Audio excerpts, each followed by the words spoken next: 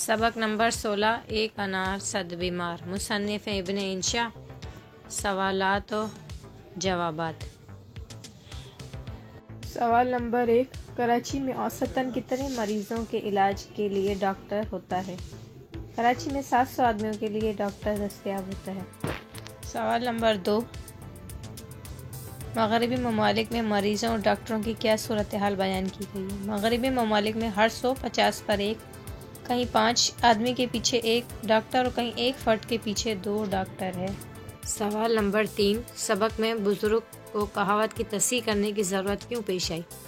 صحیح کہا ایک انار 100 بیمار، مگر مصنف کے مطابق کراچی قندھار نہیں ہے، یہاں 100 بیمار کے پیچھے ایک انار نہیں، یعنی کہ اناڑی کا موقف سے ہے، کیونکہ اناڑی 28,000 قسم کے ہوتے ہیں۔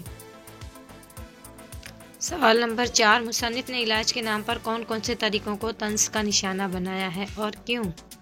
مصنف نے ایلوپیتھی، ہیمیوپیتھی، فوڈ پیتھی، حکیم، وید، عامل کامل، منجم، جفار، طب چین، تعویذ والے، انگوٹھیوں والے کے حوالے سے طنز کا نشانہ بنایا اور کہا ہے کہ ان کا مقصد صرف قبرستان ہی بھرنا ہے۔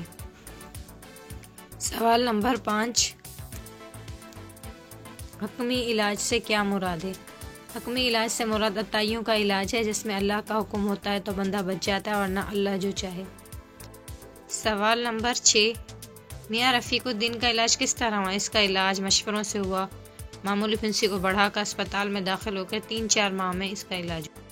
سوال نمبر 7 مصنف نے کس معاشرتی رویے کی نشاندہی کی ہے؟ مصنف نے اس مضمون میں صحت کے ساتھ تجربات کرنے والوں پر لطیف طنز کیا ہے۔